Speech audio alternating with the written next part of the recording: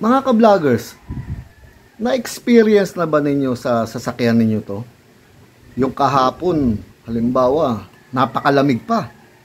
Wala kayong narinig na ingay sa kompresor. Tapos ngayon, gagamitin ninyo, mainit na. Wala nang kalamig-lamig. Blow-by na sa madaling salita. Ano po ba nangyayari? Bakit nagbo-blow-by ng ganun? Bakit biglang-bigla? Hindi naman umingay ang kompresor. Panoorin po ninyo tong video natin mga ka-vloggers at may mapupulot na naman po kayo dito. Tutukan lang po ninyo. Mga ka-vloggers, welcome po sa akin channel. Sana'y magustuhan po ninyo ang video na ito. Paki-like, share, and subscribe na lang po mga ka-vloggers. Eto na naman po ang aking pinakabagong vlog. Hello mga ka-vloggers! Welcome po sa aking channel, ang Ferdy's Vlog. Mga ka-vloggers, gaya na narinig ninyo doon sa panimula, ang topic natin, yung tungkol sa biglang pag-blow-by ng inyong compressor. Yung loose compression, nawala ng bomba. Kumbaga, nawala ng lamig ang aircon ninyo dahil sa compressor. So, magandang topic to mga ka-vloggers.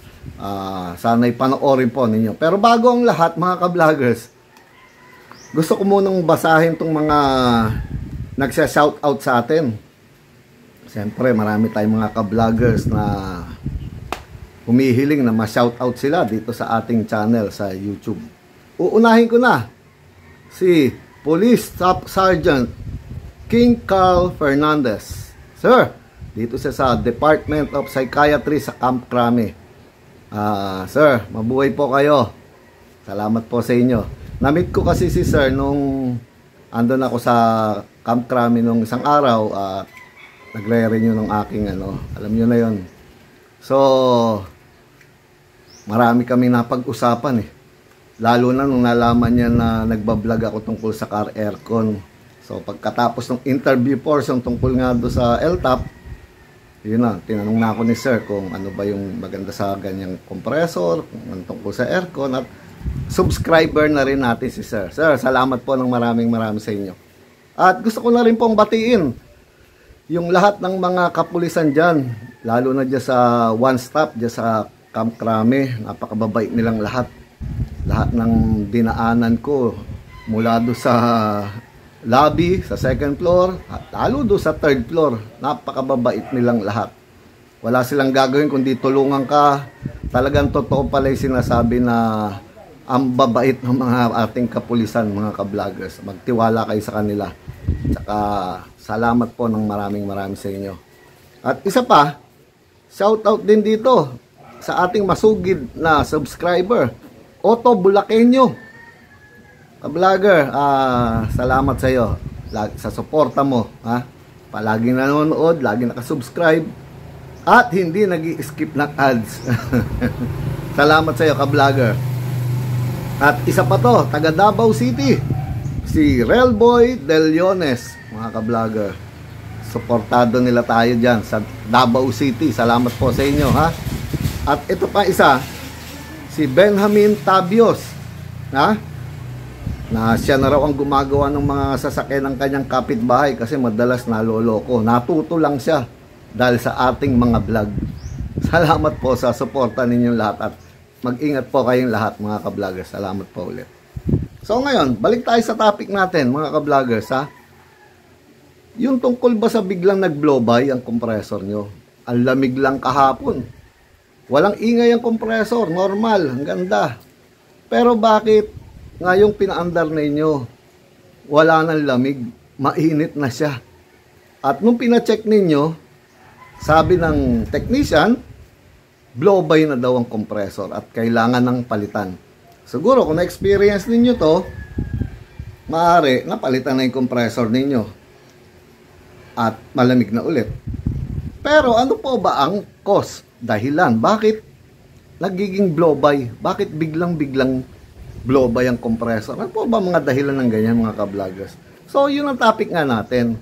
So gusto kong ma-share sa inyo to kahit papaano lang, simple.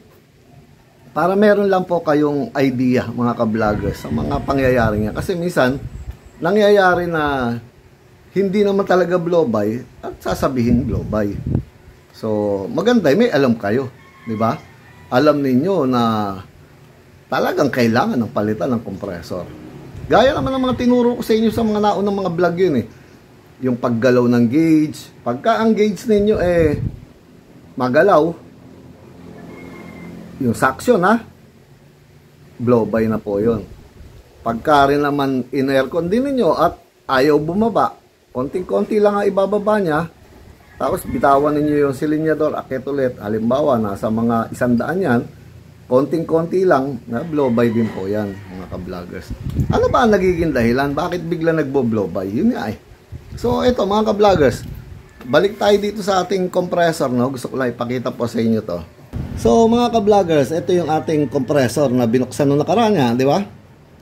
So, ito ang flapper valve, na sinasabi ko.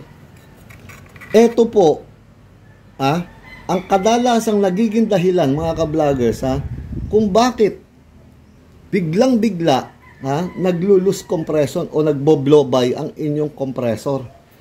Kapag tong flapper valve na to, mga ka-vloggers, gumagalaw po kasi to. Ayan. Ito yung sa intake, parang sa makina rin yan eh. Merong intake at merong exhaust. Ito yung discharge, yung exhaust. Itong intake, yung tinatawag na suction. So, itong mga flapper valve na to, gumagalaw to mga ka-vloggers to. Kung nakikita ninyo to. Ayan. Gumagalaw to, umo-open to para pumasok po yung compression, higupin niya, at pagbuga naman niya, ito naman po ang bumubukas mga ka-vloggers. Itong discharge to, medyo makapal to, kaya nga discharge eh. Mataas ang pressure dito. So, pag buka nito, papasok yung compression at pag angat ulit nitong piston na to, ayan umaangat siya mga ka-vloggers, ayan bababa, merong nakaangat, Sa ibang mga topic natin, pakikita ko sa inyo yan, the moment na umangat siya, ayan nakataas na tong piston, susunod tong isa, susunod yung isa, sunod lang po yan, umiikot kasi to mga ka-vloggers. So ngayon, pag angat ng piston na ganito, discharge yun, tulak ng kompresyon. Ito ang bubukas mga ka-vloggers. So, kapag napingas, kadalasang nasisira itong suction dahil itong discharge na to, kahit discharge makapal to, madalang masira. Pero, napupunit din to mga ka-vloggers, nasisira din. So, kapag nangyari mga ka-vloggers, na itong flapper valve ng suction, bigla po siyang naputol, nabali, o ano bang tawag ninyo doon, basta naghiwalay dito dahil ang nipis lang po nito. Ayan titingnan ninyo to, ayan ito yung gumagalaw, tingnan nyo, ayan umaangat-angat siya mga ka-vloggers. So pag nag-intake yan, nag-suction o open siya, pagka itong nipis na to, kung nakikita ninyo to, ayan ang liit lang mga ka-vloggers to, ito lang yung pinaka nag-hold dito, ayan to. Pag naputol yan, o-open na po ang cylinder head niya. Bukas na. So, maghahalo na po yung suction at yung discharge dahil dito. Umopen wala na po yung sumasarado. So, mga ka-vloggers, ganito kasi ang trabaho, Sana para maintindihan ninyo, Ayan, yung mga markang yan, kung nakikita ninyo to, lumalapat po yan. Ayan, ito mga makikintab na to, lumalapat yan dito. Sa ganyan. Nitong pinaka-cylinder head niya. So, mga ka-vloggers, tapat natin muna siya, Ayan. Kapag nag-suction dahil humigop ang piston dito, bababa, dahil nakalapat pong ganito yan, mga ka-vloggers, nakakabit yan na ganito. Ayan. So, ganyan, Ayan, pagkakabit nito, pagbaba po niya, ng piston, hihigupin niya itong flapper valve na to, kung nakikita ninyo, ayan yan, aangat po to, sasama siya sa paghigop, pag-suction, At pagbuga naman niya, sasarado naman siya mga ka-vloggers para lumabas naman ang compression dito sa discharge. Saan ba nakatapat yung discharge na to? Oh, yan po ninyo mga ka-vloggers ha. Ayan ang formation nito ha. Dali. Ayan. Ayan. Yung sinasabi kong discharge, ito naman po mga ka-vloggers, yung nandito sa loob pa rin ng bore ng piston niya na.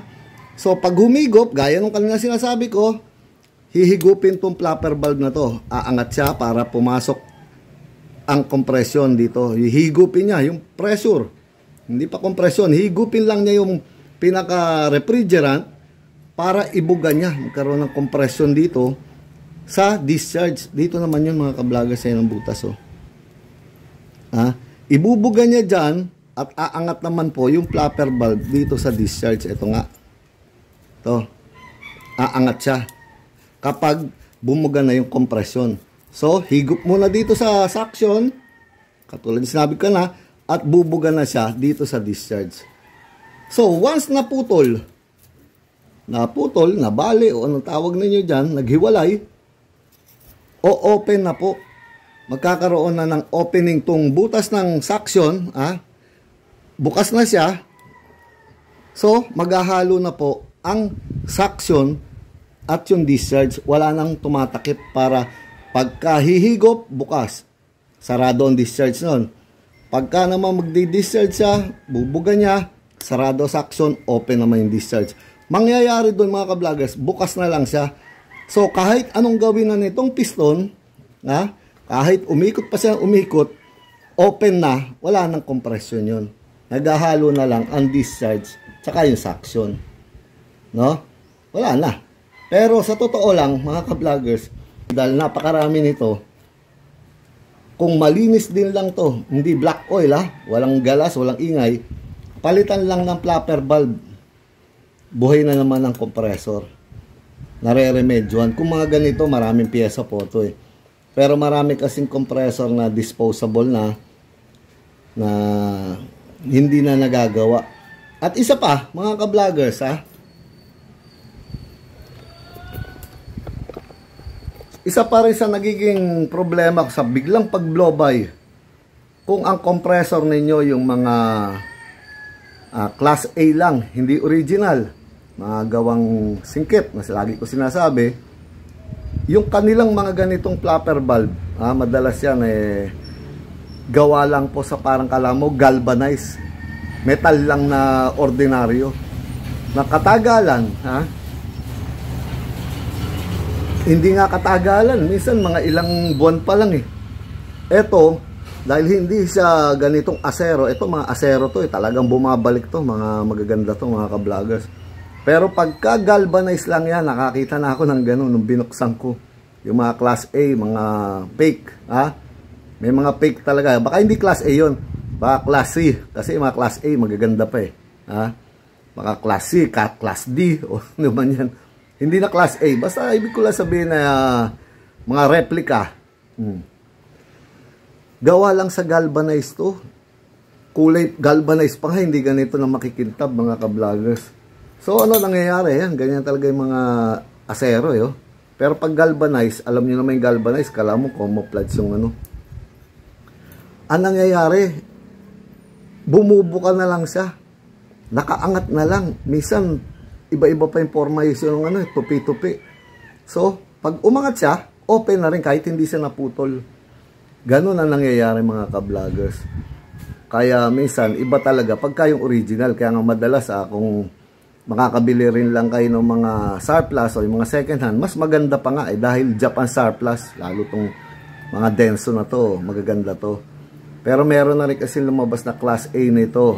Minsan maganda naman, pero siyempre, para sa akin, iba pa rin yung surplus Japan na nabibili sa mga nagtitinda ng mga second hand na makina. Lalo na yung nakakabit pa, tas may hose pang kasama, may hose. Pagka yung open na, wala na, baka madumi na yun, napasukan na ng tubig o yung dumi sa loob. Mas gusto ko pa rin yung may hose, tas madalas nakatupi, nakasarado, nakatape yun. Yun ang bibili ninyo, maganda yun. Gaya nga sinabi ko, kung mga ganitong denso din lang, nagagawan pa ng paraan to. Pag biglang nag-blow by, wala nang kompresyon, ayaw nang bumaba. Ganito yan mga ka-vloggers ha. Oh. Pagka nakita sa suction, ayaw nang bumaba, pero walang ingay ang compressor ha, kadalasan yung putol to. Yung sinasabi ko sa inyo, umopen na ang suction na discharge ha. Pero pagka naman gumagalaw-galaw pa, minsan tumatakip-takip lang to, merong naputol pero sumasara-sara pa, lumalaban pa pero blow by na rin po yun. Susunod yun, hindi nagagalaw yun. Yun yung mga nangyayari sa biglaan ha. Pero pagka naman nag-ingay muna ang compressor ninyo, ibang kwento naman po yun. Nag-ingay, nagkaroon ng paggasgas sa loob, ibang topic naman yun mga ka-vloggers. Dahil medyo mahaba na tong ating vlog na to, at panoorin ninyo lahat, marami kayong matututunan dito. Tuturo ko lahat ang tungkol sa compressor ha? Manood lang po kayo mga ka-vloggers, napakahalaga po ng mga to. So ano pa po ba sasabihin ko mga ka-vloggers?